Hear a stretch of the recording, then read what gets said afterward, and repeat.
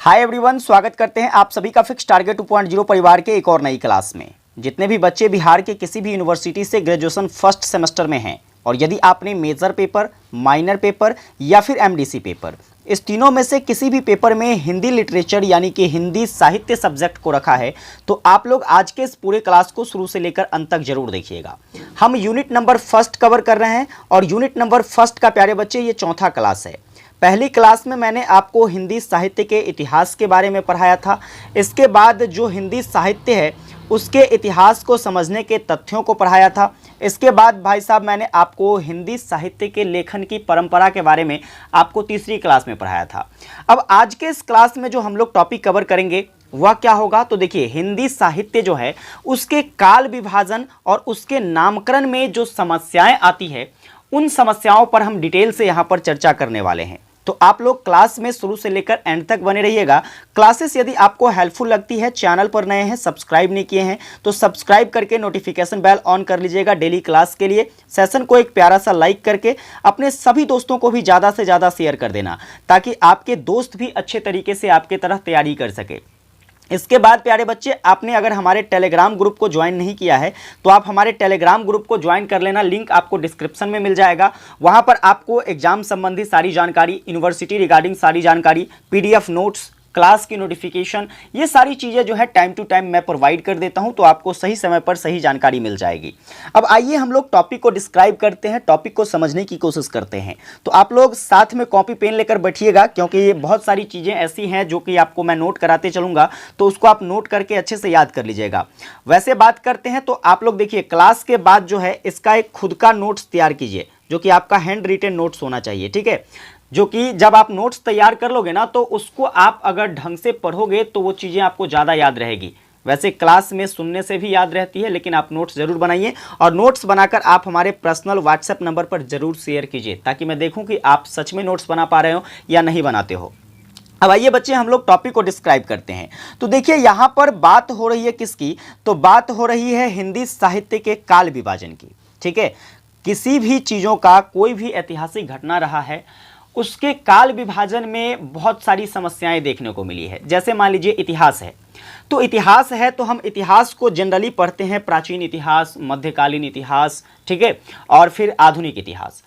क्या बहुत simple way में इसको विभाजित कर दिया गया है? नहीं, इसको विभाजित करने के लिए बहुत सारे साक्ष्यों की आवश्यकता पड़ी है।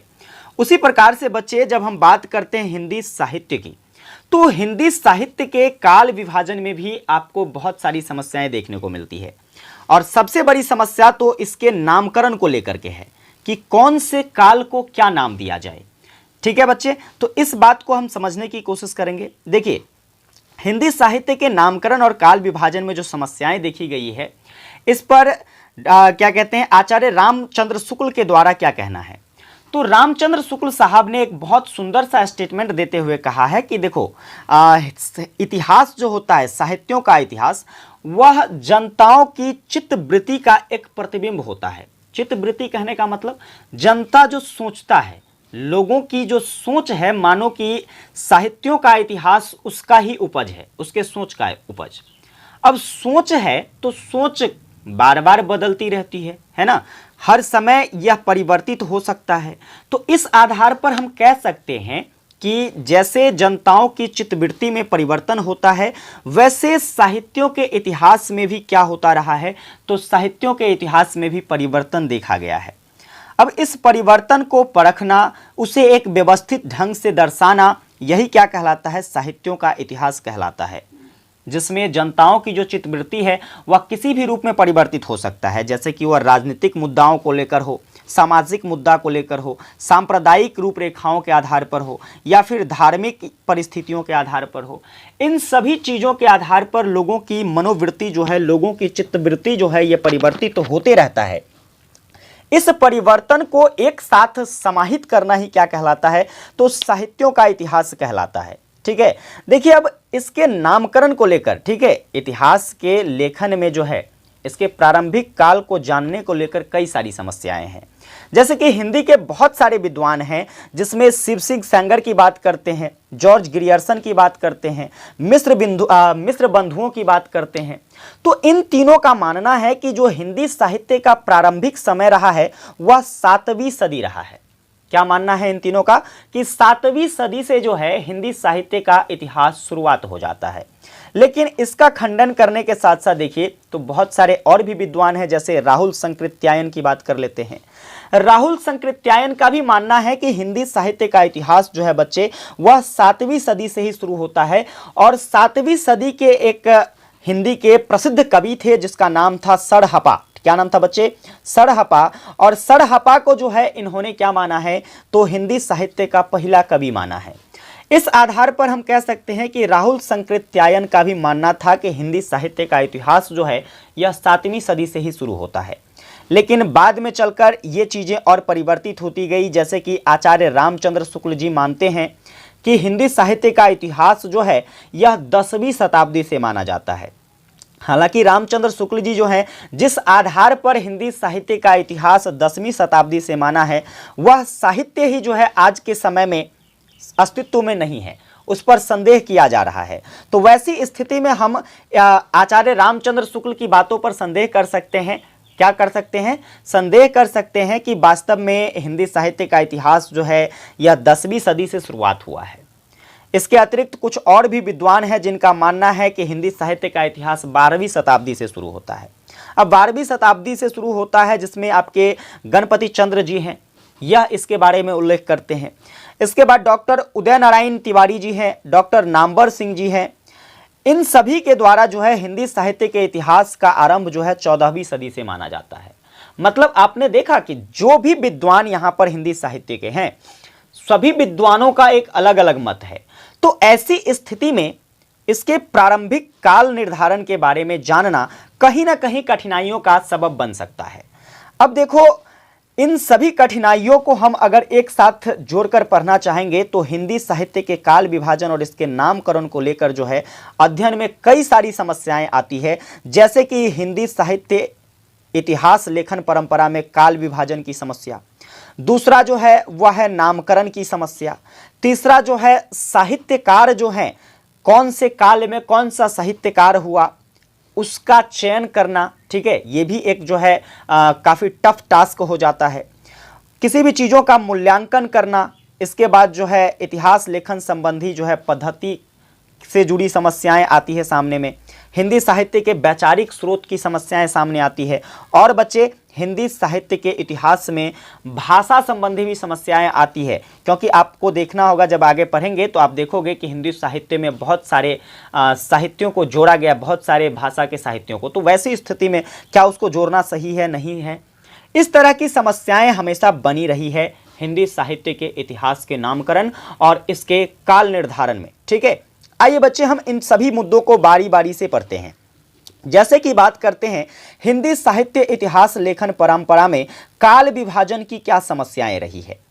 तो हिंदी साहित्य का जो इतिहास है उसके लेखन की जो परंपरा रही है, आपने पिछली कक्षा में भी पढ़ा, मैंने आपको पढ़ाया था कि किस प्रकार से काल विभाजन की समस्याओं को लेकर अनेक सारे विद्वान हुए जिन्होंने अनेकों प्रकार के तर्क दिए, बहुत सारी रचनाएं की जिसके माध्यम से हिंदी साहित्य के इतिहास की परंपरा को बताने का प्रयास किया, है ना। तो देखो हिंदी साहित्य के इतिहास में जो है विभाजन में कई सारी समस्याएं आती है, जिसमें सबसे बड़ा समस्या कहा जाए तो आप कहोगे सर काल विभाजन। काल विभाजन अपने आप में एक बहुत जटिल काम है जिसमें विद्वानों को अलग अलग रखना, अलग अलग जो है रचनाओं को एक काल निर्धारण के तौर पर व्यवस्थित करना, इन सभी के लिए जो है कई सारे ऐसे विद्वान हुए जिन्होंने अपना अलग अलग राय रखा। अब देखो इसके साथ साथ इसमें एक और समस्याएं जुड़कर आ जाती है। समस्या क्या है तो हिंदी भाषा और अपभ्रंश के पारस्परिक संबंध के बीच में समस्याएं।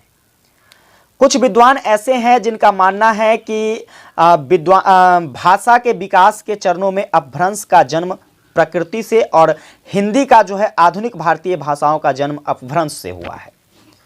कहने का तात्पर्य है, देखो कुछ विद्वान जो है इसके बारे में मानते हैं कि भाषा का जो विकास है, भाषा के विकास के चरण में जो है अपभ्रंश का जन्म प्राकृतिक रूप से होता है और हिंदी भाषा जो है, हिंदी भाषा तथा आधुनिक भारतीय भाषा, इसका जन्म जो है अपभ्रंश से हुआ है। किससे हुआ है?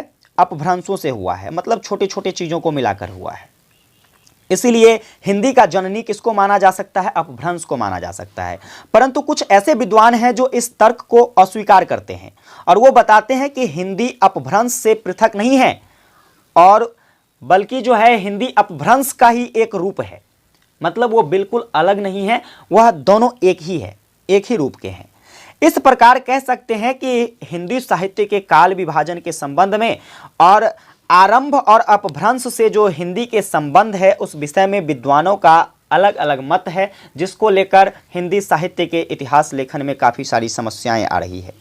आगे हम बात करते हैं बच्चे, तो अगला जो पॉइंट्स है हिंदी साहित्य के इतिहास लेखन परंपरा में नामकरण की समस्या। अब देखो, कोई कालखंड अगर विभाजित किया जाएगा, जैसे प्राचीन समय, मध्यकालीन समय, आधुनिक समय, तो कैसे इसका नाम आधुनिक समय रखा गया, कैसे मध्यकालीन समय रख दिया, कैसे इसका जो है आधुनिक समय रख दिया? कोई ना कोई तर्क रहे होंगे, कोई ना कोई साक्ष्य रहा होगा। उसी प्रकार से बच्चे अगर हिंदी साहित्य के इतिहास लेखन की परंपरा में जब नामकरण की बात आती है तो यहाँ पर एक भीषण समस्याएं उत्पन्न हो जाता है। काफ़ी सारे विद्वान जो है यह विभाजन के लिए साहित्यकार, पद्धति और कभी कभी जो है विषय को आधार बनाते हुए क्या करते हैं, तो इसके नामकरण को निर्धारित करते हैं। लेकिन हिंदी साहित्य के कालखंडों के नामकरण के संबंध में सबसे ज़्यादा मतभेद जो है आपको कहाँ देखने को मिलता है, तो आदिकाल और रीतिकाल को लेकर। आदिकाल की जब बात करते हैं बच्चे, तो आदिकाल को लेकर ज़्यादा मतभेद नहीं देखने को मिलता है, क्योंकि इस समय भक्ति काल को आदिकाल के रूप में जाना गया है ना। और भक्ति काल एक ऐसा काल था जिसमें भक्ति आंदोलन की व्यापकता को देखने को मिली, इसके प्रभाव को देखने को मिला।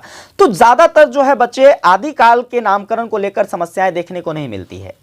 सबसे ज़्यादा समस्या जो है देखने को मिलती है रीतिकाल के नामकरण को लेकर। रीतिकाल के बारे में जो है अलग अलग विद्वानों ने अपनी अलग अलग राय रखी है। जैसे कि देखिए, रीतिकाल के लिए जो है अलंकृत काल का प्रयोग किया गया है, कला काल शब्द का प्रयोग किया गया, इस काल को कहा गया, श्रृंगार काल भी कहा गया है इस काल को।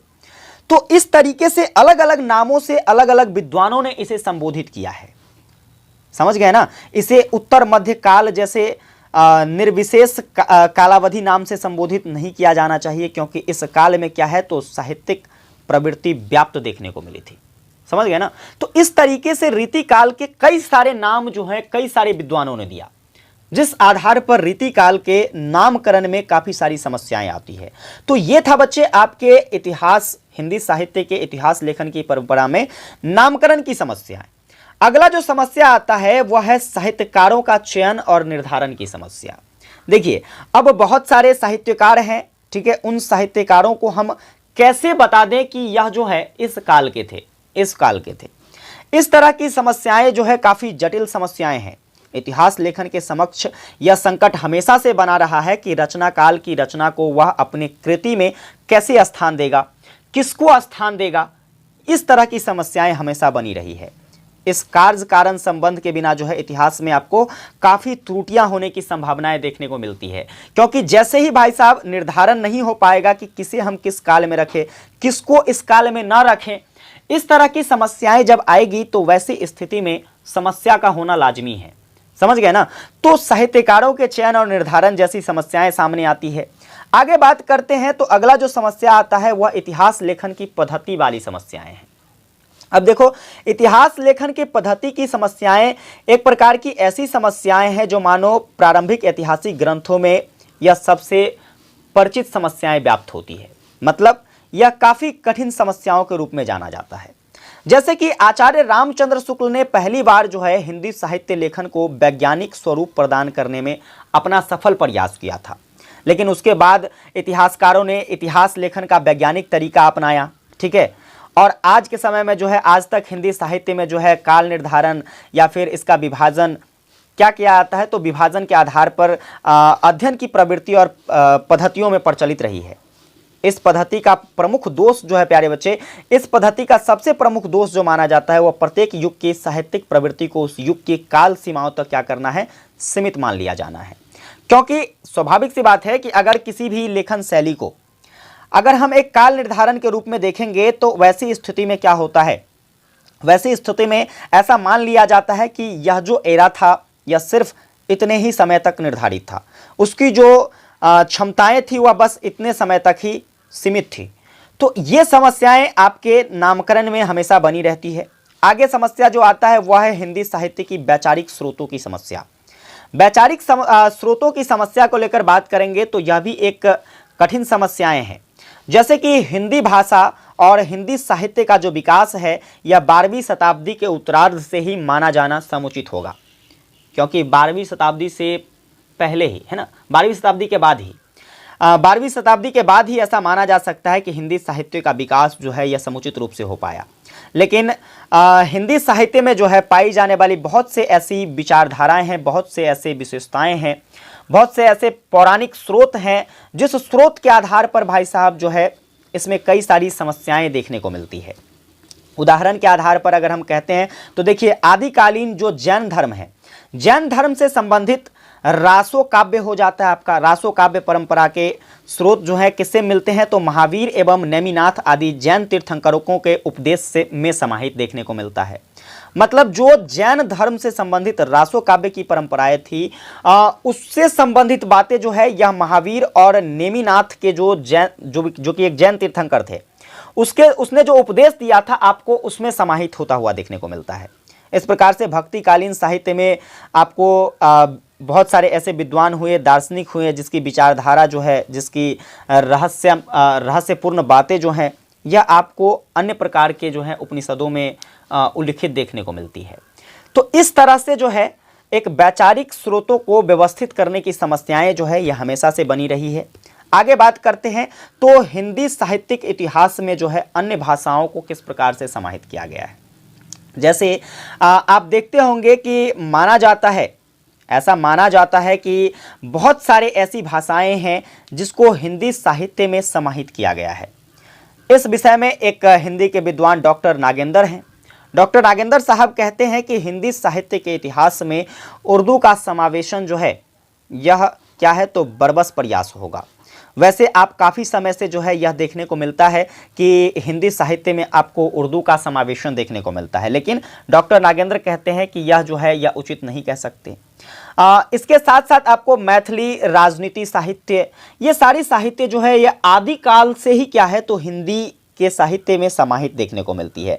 आप बहुत सारे ऐसे विद्वानों को जानते होंगे, जैसे आपके विद्यापति जी हो जाते हैं, चंद्रबरदाई हो जाते हैं, पृथ्वीराज रासो हो जाता है ना। इस तरह के जो कवि थे प्यारे बच्चे, जो कि मैथिली राजस्थानी कवि थे, और यह जो है अपनी रचना हिंदी में भी किया करते थे। समझ गए ना। तो देखो, हिंदी में पहले तो ये मैथिली कवि थे, राजस्थानी कवि थे, हिंदी में अपनी रचना करी, ठीक है। इस प्रकार से हिंदी में इसका समावेशन देखने को मिला। जब इसका समावेशन हिंदी में देखने को मिला तो इस कवियों का जो है निरंतर कोई एक स्थान निर्धारित नहीं रहा, और निर्धारित स्थान नहीं होने के कारण जो है इसको भाई साहब जो है उतनी ज़्यादा लोकप्रियता नहीं मिली। इनको काफ़ी सारी कठिनाइयों का सामना करना पड़ा। इन सभी कठिनाइयों के कारण जो है इन कवियों की कृति जो है जिसको न्यायपूर्ण तरीके से जो है नहीं देखा गया। बहुत सारी कृतियां ऐसी है जो मैथिली की है जिनको मान्यताएं हिंदी में नहीं मिली, ठीक है।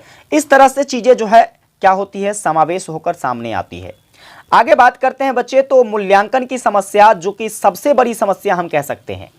नामकरण या फिर इतिहास को जानने में मूल्यांकन करने की समस्या जो है यह सबसे भीषण समस्याएं हैं। इस विषय पर डॉक्टर नामवर सिंह का कहना है, वह कहते हैं कि साहित्य के इतिहास में काल विभाजन और नामकरण से अधिक महत्वपूर्ण मूल्यांकन की समस्या होती है। नामकरण के संबंध में उन्होंने बताया कि जो मूल्यांकन की समस्याएं हैं, नामवर सिंह ने बताया कि यह बहुत भीषण समस्याएं हैं। किसी इतिहासकार की वास्तविक शक्ति उनकी रचनाओं, रचनाकारों और फिर कहे तो रचना प्रवृत्ति, इन सभी का मूल्यांकन करना जो है यह काफ़ी कठिन होता है। और इसलिए मूल्यांकन की समस्याएं जो है यह साहित्यिक इतिहास में काफ़ी बड़ी समस्याएं हैं। इसके लिए आवश्यक हो जाता है कि साहित्य लेखन जो है प्यारे बच्चे, यह तटस्थ और क्या होना चाहिए, तो निष्पक्षतापूर्ण कार्य को संपन्न करना चाहिए। इस तरह की समस्याएं जो है किसमें आती है, तो आपके हिंदी साहित्य के ऐतिहासिक लेखन और इसके नामकरण में, ठीक है। तो उम्मीद करता हूं बच्चे आपने ये सारे पॉइंट्स को अच्छे से समझ लिया होगा कि किस प्रकार से कौन सी समस्याएं आती है। जैसे नामकरण की काल विभाजन को लेकर, तो काल विभाजन को लेकर बहुत सारे विद्वानों ने हिंदी साहित्य की शुरुआत के बारे में अलग अलग तरह के तर्क दिए हैं। नामकरण की समस्याएं, तो देखो नामकरण में आदिकाल के लिए तो ज़्यादा समस्या है नहीं, रीतिकाल को लेकर अलग अलग प्रकार की समस्याएं हैं, क्योंकि विद्वानों ने जो है क्या किया है, तो इसको कई सारे नामों से संबोधित कर दिया है। फिर साहित्यकार का चयन, देखो साहित्यकार का चयन तो करना ही होगा कि कौन से साहित्यकार जो है किस काल में थे, तो ये समस्याएं बनी रहती है। ठीक है, आगे बात करते हैं। तो अगला जो था आपका इतिहास लेखन की पद्धति की समस्याएं, तो पद्धतियों की समस्याएं भी लाजमी है, क्योंकि इसके संबंध में बहुत सारी ऐसी बातें हैं जो कि क्या होता है, तो एक तरीके से समस्या उत्पन्न करती है। जैसे कि हिंदी साहित्य में जो है बहुत सारे ऐसे लोग थे जो वैज्ञानिक स्रोतों को अपनाते थे। इसके बाद जो है फिर बाद में चलकर जो है क्या होता चला गया, तो यह जो है आधुनिक स्रोत में परिवर्तित होकर के फिर से ये आगे की तरफ बढ़ता गया। इसके बाद हिंदी साहित्य में वैचारिक स्रोत की समस्याएं हैं। वैचारिक स्रोत की समस्याएं इस बात को लेकर के है क्योंकि बहुत सारी बातें ऐसी हैं जो एक चीज़ें में कही गई बातें दूसरे चीज़ें में मिलती है, तो ये वैचारिक समस्याएं देखने को मिलती है। और फिर भाषा संबंधी समस्याएं, बहुत सारी भाषाओं को हिंदी साहित्य में समाहित करने का प्रयास किया गया है और मूल्यांकन की समस्याएं बनी रहती है। तो टोटली ये सारे पॉइंट्स जो हैं आपके क्या हैं, तो यह किसके लिए था प्यारे बच्चे, तो आप कहोगे यह था हिंदी साहित्य के काल विभाजन और नामकरण के संबंध में जो समस्याएं उत्पन्न होती है उसके लिए।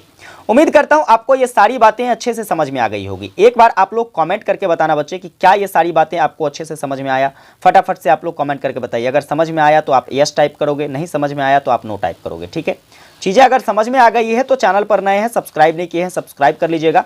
नोटिफिकेशन बेल को जरूर ऑन कर लीजिएगा, क्योंकि कंटिन्यू आपको अब क्लासेस देखने को मिलती है, तो आपकी तैयारी बहुत अच्छे तरीके से हो जाएगी। सेशन को यदि आपने लाइक नहीं करा है बच्चे, लाइक कर दीजिएगा, अपने सभी दोस्तों को ज़्यादा से ज़्यादा शेयर कीजिएगा। इसकी नोट्स अगर आपको चाहिएगा तो आप क्या करेंगे, टेलीग्राम को ज्वाइन कर लेंगे, या आप हमारे ऑफिशियल वेबसाइट पर भी जाकर के विजिट कर सकते हैं, वहाँ पर आपको सारा नोट्स मिल जाएगा। ठीक है, विशेष आपसे मुलाकात होगी अब अगले क्लास में, तब तक के लिए